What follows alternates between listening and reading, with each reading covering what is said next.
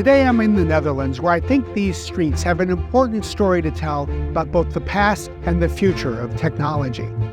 People sometimes ask, how did such a small country, barely above sea level, become so prosperous and play such an important role in the history of the world? Well, in part, I think the story begins in the year 1452. That's when Johannes Gutenberg was perfecting the movable type in his printing press next door in Germany.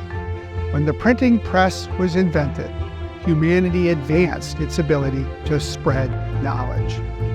If you look at the 1,000 years before the invention of the printing press, humanity produced only 8 million copies of books. But 50 years later, by 1500, humanity was creating 8 million copies of books every 5 years. It was a fundamental leap into the future. But the spread of knowledge was not evenly spread around the world. But here in the Netherlands, people put the printing press to work. They read more books, they produced more books than any other country. In fact, 50 years earlier, where humanity on average was reading only 2 books per every 1,000 people per year, 50 years later, here in the Netherlands, the number had risen to 500 books. That, in so many ways, was the fundamental leap forward in people's ability to create, to write, to spread information. Fast forward 500 years. The Netherlands is still prospering by the advance of knowledge. But more than ever, we have a new technology that in some ways is like the printing press, AI.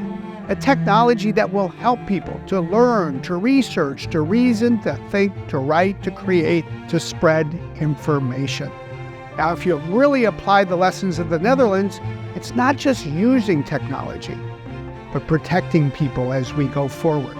Because this is the country that gave birth to much of the international law that spread around the world as well. If we can look ahead, if we can harness the power of AI and protect people's rights as it comes into use, then we can do for the world what the people of the Netherlands did half a millennium ago. Take humanity forward, this time in a way that truly reaches everyone.